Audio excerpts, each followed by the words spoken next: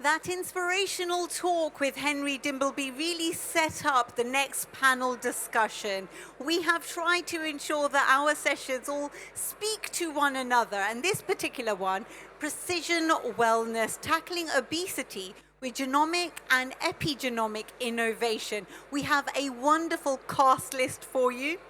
Without further ado, may I please invite the expert moderator. I was on stage with her at Arab Health, so I have every confidence that she's going to lead a wonderfully insightful session for you today. Dr. Fatima Redden, who is a Senior VP of Clinical Development at M42. Welcome back on stage, Dr. Fatima. Back, Amandine. How are you? I'm very well. How is everyone today? I think everybody's looking super interested. This is wonderful to see our main stage here with such a lovely audience who are, I think they'll have some questions ready for you. Yeah, especially that a lot of them know that I'm here as a physician, as a manager, but also as an ex-obese who had a sleeve. So we are here to share with you and to give you a lot of hope and wish. Brilliant. I love that reference to personal experience as well as professional expertise. So between us, let's introduce our guests, and then we're going to ask each of our guests to please sit underneath their name. So Her Excellency Dr. Omniat El Hajiri, who is the Executive Director of Community Health Sector, Abu Dhabi Public Health Center. Please do join us on the stage. Give Her Excellency a big round of applause. Dr. Mohammed El Haddad, who is the head of Weight Loss, Bariatric and Metabolic Surgery Center of Excellence at HealthPoint, where he is also the acting MD. Dr. Mohammed, please join us on stage. We were together at Arab Health, so it's wonderful to have him back.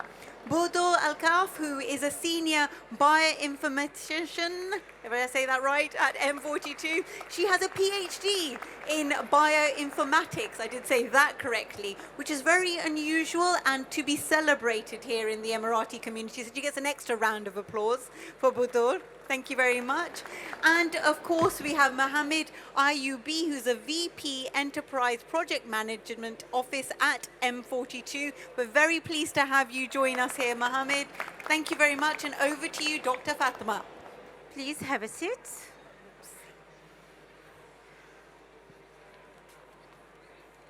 Can I ask you potentially to switch? Yes?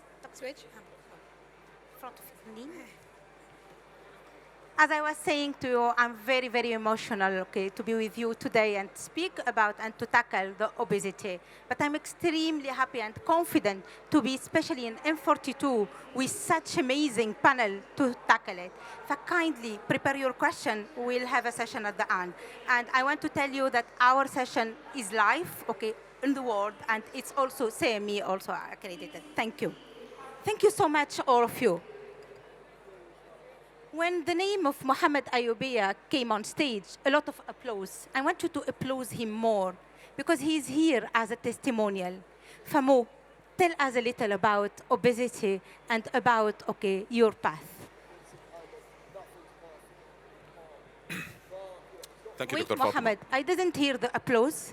Come on.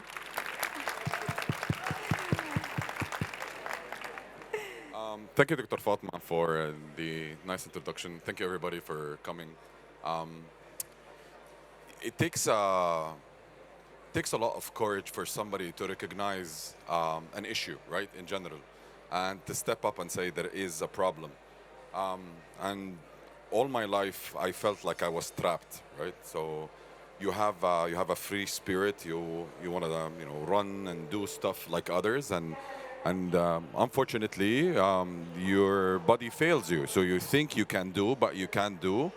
And that was, in my mind, the biggest hurdle for me to go places, right? Whether it's that professionally or even physically, emotionally even. The fact that I am trapped there. And I tried them all, right? So I tried them. I tried the, let's go to the gym with a friend, and I tried the, let's eat water and yogurt for the next, millennia. Same here, Mohammed.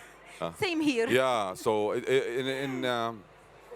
just didn't work, right? And I felt I'm losing opportunities to be recognized just because I was different, right? Yeah, and the rest was history, right? So I took that step, and I didn't take it easier. I mean, the man behind the mission over there, or the knife, or the scalpel, whatever you call that, was there. I came to his office around, I don't know, 8 times maybe, and every time I step in, I come out and I say, no, I'm not going to do it. And it's a number of reasons, right? So there is the physical fear. I don't want to cut myself, right? And there is the emotional fear, because there is a lot of psychology that comes into you doing a decision like this, right? One of them is, there is, the manhood factor. I will not succumb and I will take the easy route. And it's not the easy route by any chance, by the way. It's one of the hardest things you can do to yourself. And there was, is it really worth it? No, my very immediate circle loves me for being the fluffy, cuddly teddy bear, and then everybody's okay with that. And it's okay to wear size, I don't know, 662, where they are actually tents instead of being pants. And everybody was, so I was in peace, but I wasn't really in peace. And I have no regrets. I have no regrets. I'm happy, I'm content, I have no regrets. Thank you so much, Mo. How is the feedback from your family?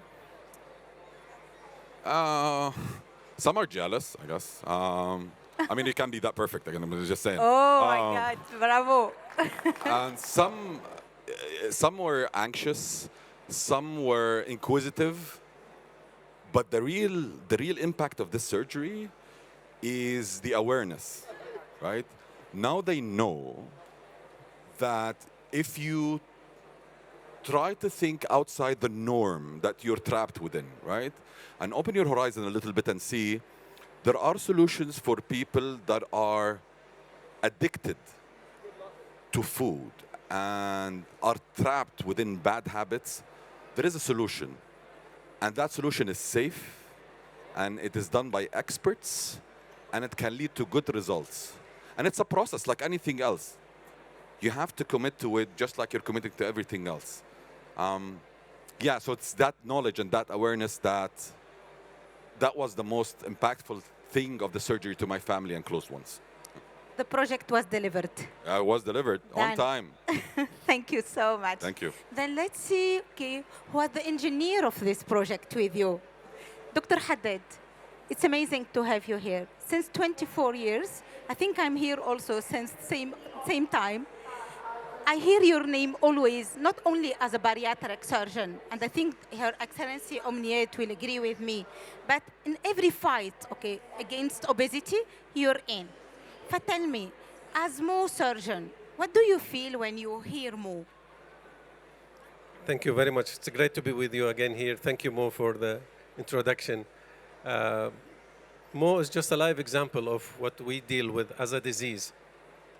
He mentioned that how much he struggled and how much he tried, and you mentioned also your struggle.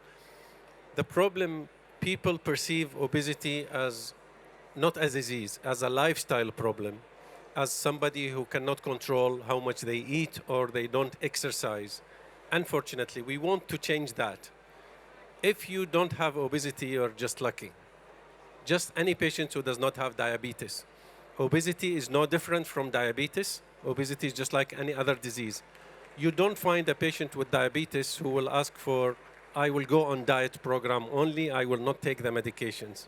They will take the medication. Now, with Mo, the story was when he told you he came almost 8 times, he rescheduled the surgery a few times, which is normal because the decision is a big decision. True. As we always tell the patient, it's as big as your marriage decision, True. if not bigger. Because exposing yourself to what you think, what you perceive is a lifestyle problem, is admitting I'm weak and I will go for the knife and the knife will help me. This is not a big decision to admit to yourself that you are weak, but it's not. It's the reality. It's a disease that needs treatment. When he came for the surgery, I remember when his wife, with his mother, with his sister, and when he took that decision, he delayed the surgery. But at the end, when he had the surgery, after first week, he called me, he said, I'm so happy. And he continued to be happy. 99% of the patients we deal with, they say after the surgery, that we regret one thing only, that we did not do it early. So that's a decision. Now, regarding the prevention, this is one of my, probably because I have another degree in public health, but I would like one day to live to the day that we will be able to control obesity. And if there is one place that we can do that, it's the UAE and it's Abu Dhabi. Because we have the will, we have the know-how, and we have the infrastructure, and we have the leadership. Absolutely. With all this together, we can do prevention. With Her Excellency, Dr. Omniat, we've been working for a few years with ADPHC, with DOH. Always, I say it and I repeat it, UAE and Abu Dhabi was one of the first countries, if not the first, I don't want to say the first to upset anybody in the region, but the first country that had standard of care Absolutely. for obesity, that had not guidelines, standard of care for the treatment of obesity and use of medications. Even the companies, they respect us to the degree when they have a new medication, as you know, the new medications that now on the block, they were launched in the USA and UAE. That on itself tell you something. Where are we with the drug companies, with the prevention? And one day, we will do it. The future is here. We're starting. Then since the morning, we are doing genomics. We are hearing epigenomics. And then, okay, now we are speaking reality. We are having a patient. We're having two patients, in fact, who went through that. So let's see, okay, what this genomics, epigenomics, all this technology, okay, that M42 proudly is working on, okay, is bringing to the table, is bringing to our patient. And here I want to ask Dr. Budur, I'm extremely happy to have an Emirati, young and extremely convinced on technology to explain to us, and I'm sure, as myself, a lot of you will want to know what is bioinformatics, okay? What do you do in genomics? What do you do in epigenomics? And how this technology is impacting obesity? The stage is yours, Yeah, Budur. thank you very much, Dr. Please. Fatma. I just would like to start with when we're speaking about obesity, a complex condition like obesity. So what we already know for a long time is that we're all very different in terms of our body weight, in terms of our body fat distribution, where we store our fat. And after that, for a long time, we've also known that different people respond to different obesity interventions very differently. So these include diet, exercise, more recently the very popular anti-obesity treatments, and also they respond differently to bariatric surgery. And research has shown that a lot of that is based on a genetic component, but of course research is still ongoing, and the idea here with bioinformatics is that we want to use this knowledge from research as much as we can to translate it to the clinic and personalize the treatment for people with obesity as much as we can. So this is where bioinformatics comes into play. I just would like to use an example of the FDA-approved setmelanotide, which is a drug that's specifically tailored for patients with morbid obesity who have a genetic defect in one of 3 genes. And these 3 genes, they actually help us control our appetite and also control how we burn energy. And so really identifying those people in an automated way, identifying them can completely change their treatment plan and can also completely, consequently change their health trajectory. And I just want to, just to put that into context of when we're talking about big data sets and also comprehensive data sets when we're talking about the Emirati Genome Program. So what we're doing is we're really identifying those individuals who often do not know that they carry the mutation, and making sure that it's not only at an individual level, but an impact on a population level, and really transform decision-making in the clinic.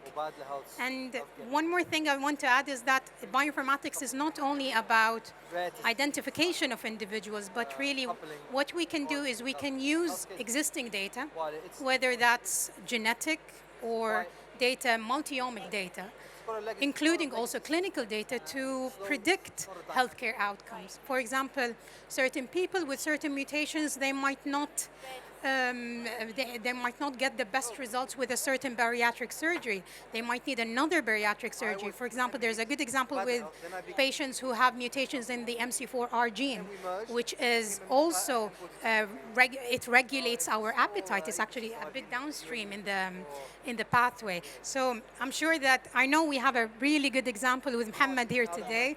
Maybe at the time before he did his surgery, we could have predicted his excellent outcomes. Oh, thank you so much. By the way, okay, he did the surgery, Dr. Haddad. We predicted it, but the tool will be happy also. We will be welcoming it. Your Excellency, okay, welcome on board. Hearing today all the genomics, all the epigenomics, but also hearing Dr. Budur with bioinformatics, as a public health and as a regulator also from your side, how are you incorporating all this technology within your plans? What is the plan for Abu Dhabi?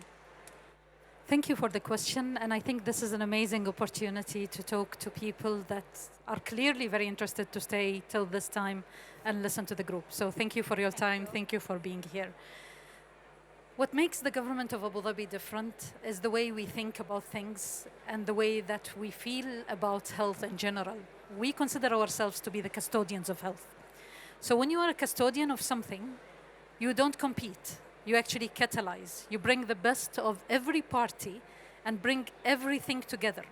We are lucky within the Emirate of Abu Dhabi to have a spectrum that includes the best clinical expertise, the best biomedical expertise, and we also have the infrastructure. We have an amazing wealth of data that you will not find anywhere else in the world, honestly. We have amazing connections between all healthcare providers in Malafi, and we have the genomic data now, and we have the opportunity of marrying those two words and bringing them to the best of the people.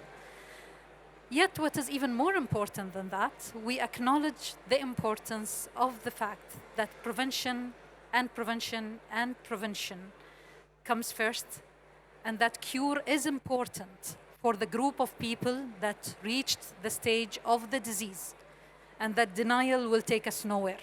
So we look at it as a full spectrum where we start from the grassroots. We start as soon as possible with education, awareness, and hopefully in the near future also with genomic and epigenomic information that we can collate together and use for the best of our adults and children at the same time. Absolutely. So we do have samples that have been collected from children. We have samples that have been collected from adults. We are aware of all the ethical considerations that can come and cross the mind. But we are pretty adamant to do the best of what we have at this time and ensure that everybody gets what he needs. Now, interestingly enough, when I was a student and I had to leave the country at a very early age, go to Dublin, it was very amazing, the cultural mix that I saw there at that time. And when I came back, what struck me more was that the fact that people that move from a country to a country within less than one generation actually get the risk factors of the country they reside in. So epigenetics is just amazing. I consider obesity just like any infectious disease. I see it running within communities, and I see people coming with amazing background, perfect genes, but then here they are, and they are actually in an atmosphere and an environment that impacts their epigenetics and unfortunately tip them into a certain direction. The positive of that is we can control all of this.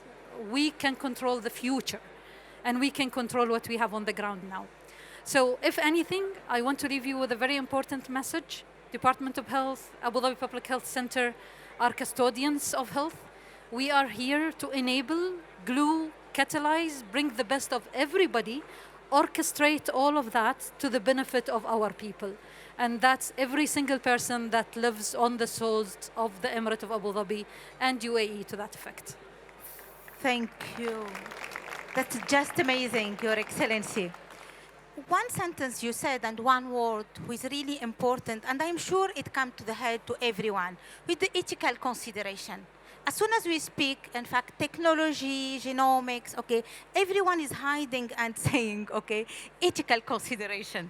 And then my question is to you, okay, what are the ethical considerations that you are having when you are dealing with such technology advancement? See, it's very interesting, especially that we are also dealing with a disease that comes with a stigma. And unfortunately, we want to interject as soon as possible. Luckily enough, you have an expert who lived the stigma through the grassroots and up to date. It never stops. No matter where you are, where you work, whatever level you reach, stigma will always be there, and unfortunately, sometimes bullying. And I think we have to work around this and ensure if we are going to tell people that they are at risk of a disease and identify that at a very early age, or in a benign person who never really expected that he will be 10 years down the road from now susceptible to, because of his genes, epigenetics, to obesity. We carry the responsibility of ensuring that we equip them at the same time, not only with preventative approach, but also with all the skills that they need to survive within communities. And it's a normal survival. People will be able to avoid disease, but some of them may not. And some of them may get into the disease and get out of it again and get into it again. So ethical consideration, one, we have to be very prepared at the level of people, through people education of their rights. They have the autonomy to decide whether they want to know this or they don't want to know it. How are we going to protect the rights of the children? Who is entitled to take the decision on their behalf? A lot of those very important questions.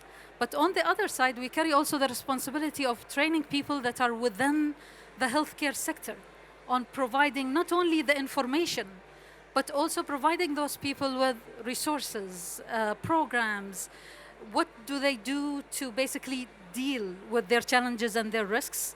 So those are two very important sort of elements that we need to be very aware of. And there is a lot of work that needs to be done, and it has to include not only regulators, not only healthcare providers, it has to include the voice of the public, the voice of people, parents, patient groups, patient advocates. And I think all of us together can design the model that will do the best to our people. We've had the same dilemma at the beginning when we were thinking about other screening programs, for example. So we've always hesitated when we were introducing mental health screening. And we were worried at the beginning about what are we going to do. But then we've realized that hiding from it is not going to make it any better. It will just delay the inevitable. The sooner we start and we put more pressure on ourselves and on the system, the more likely that we will do something useful that can be there for the future generations and for us also at the same time. I hope I sort of answered some of those questions. That's amazing. Then I'm going to ask you, okay, on behalf of myself and my kids, okay, who are at risk, Ahmed and Ayman, what are you offering to them, to the next generation, to my kids, to Mohammed kids, to a lot of the population, okay, kids and their family? What's the future? Okay, what are we expecting, okay, from all of you? Let's start with you, Dr. Haddad. The future is bright. It's very bright. I just want to go back a little bit to what Her Excellency said about the regulations. You remember when the social media, what's happened with the social media? It's a perfect story, right? Everybody was worried about the social media. But alhamdulillah, we are living in a very well-regulated country. Absolutely. And the best example is COVID.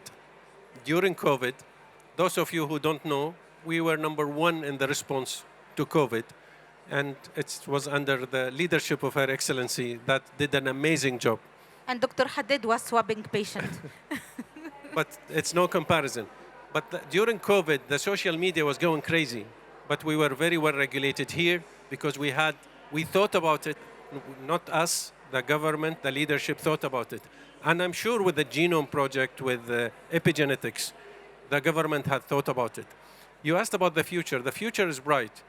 With the Emirati Genome project, with the biobank that you just saw the signature, with the microbiome, with Malaffi, with M42, with AI, we can reach to the precision medicine.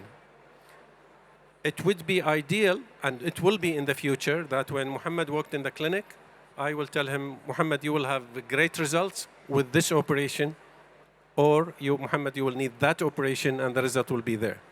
This is what we can offer for the treatment level. We used to say that if we want to treat obesity, we have to treat it at the childhood. Then we moved and we said we want to treat obesity, we have to treat it in the mother before she gets pregnant. And now, in the future, and hopefully very soon, and in this country, we will be able to tell the patient even before that your children will be, so we can prevent it depending on all the information we have. Putting all that under the umbrella of the AI, under the umbrella of M42 with the help of DOH and IDPHC, the future is bright. We can tell the parents even before they get married, before the conception and before pregnancy. We can expect what will happen, and we can work on the prevention level. One more thing we can do with the AI, we can identify, as you all know, for Abu Dhabi we have Malefi. So we can go with the AI to Malefi and identify high-risk group, high-risk patients. And we can go to these families and tackle them.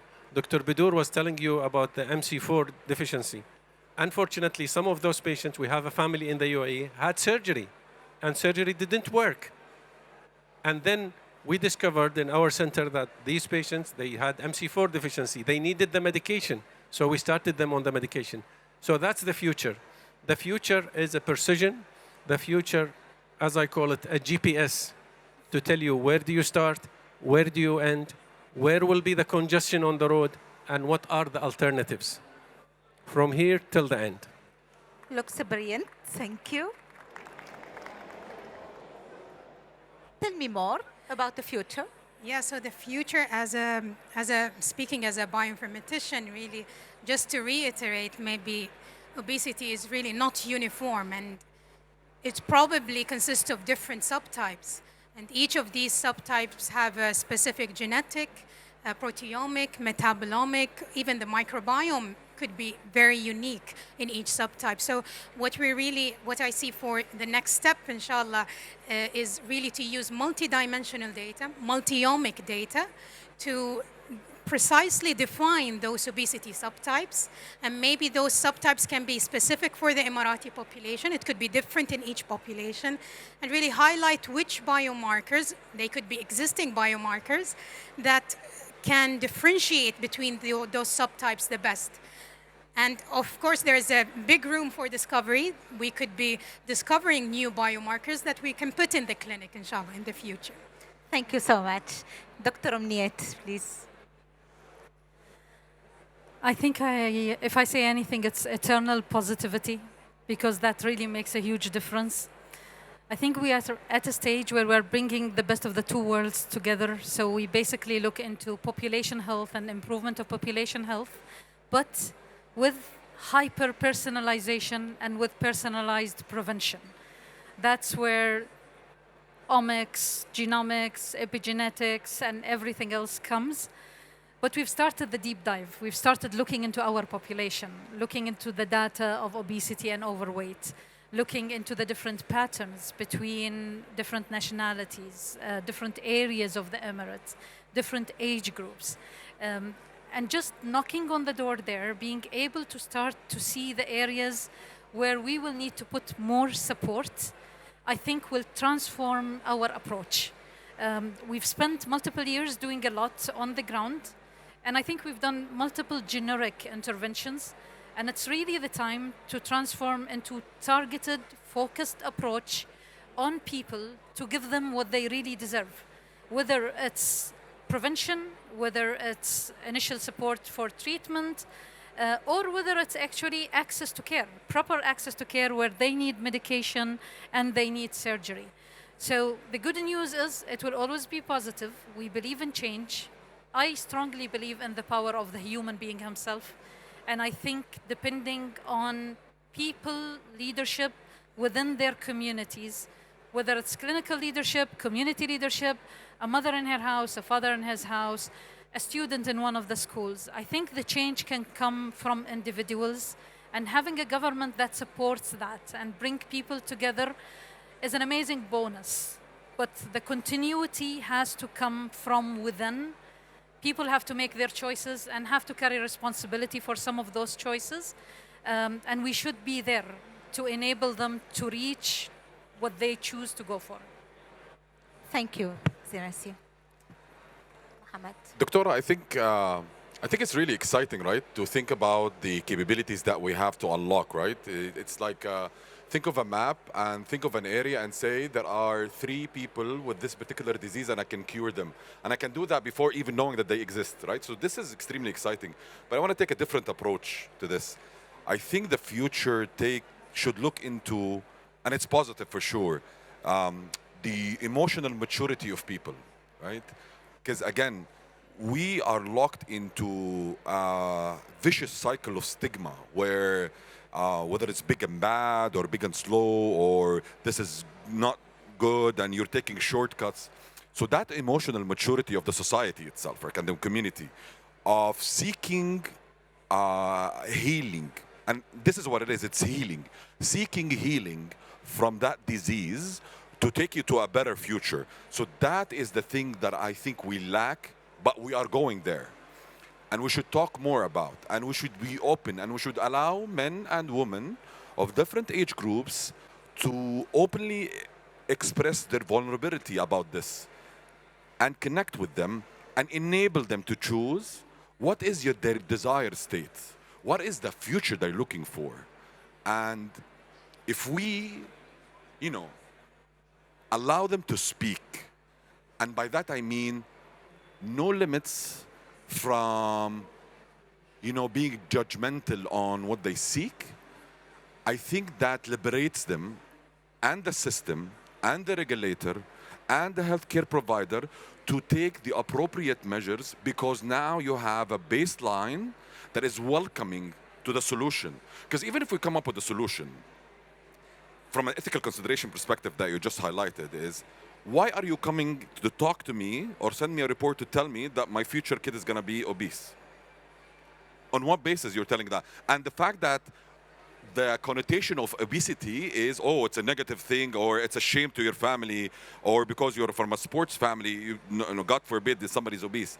So that decoupling that has to happen, and that emotional maturity allows us as a system, right, like Her Excellency said, to enable the delivery of these particular solutions and the openness of that particular conversation. So somebody like Dr. Haddad can come on the screen and say, hey, I have a solution for you.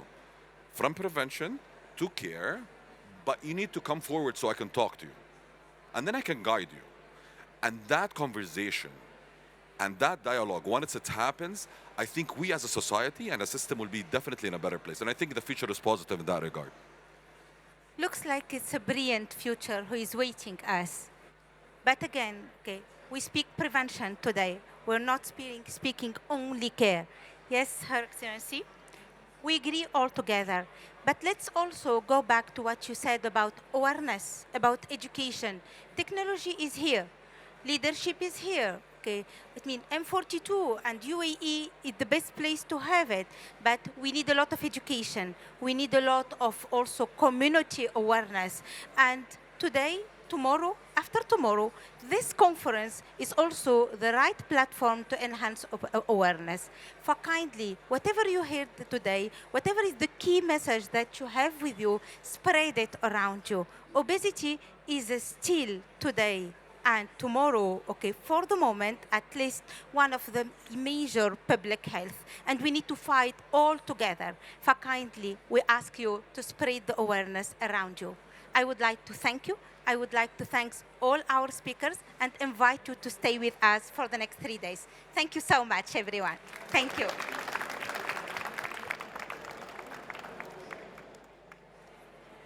And thank you so much, Dr. Fatima. Let's please take a group photo with your panelist. If I can ask our photographer to line up. Thank you so much. Your Excellency, we're going to take a lovely photograph of everybody together.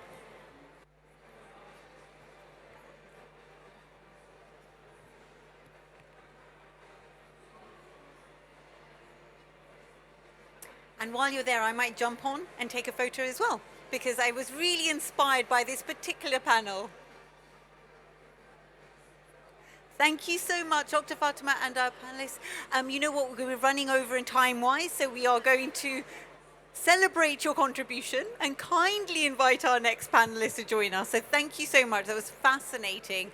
Now, we are broadcasting live, so we need to ensure that we do plug that people on social media can follow us and they can actually tune in to all of our wonderful sessions over these 3 days. Now, without further ado, we're going to go straight into our next session. We are going to request our panelists to sit underneath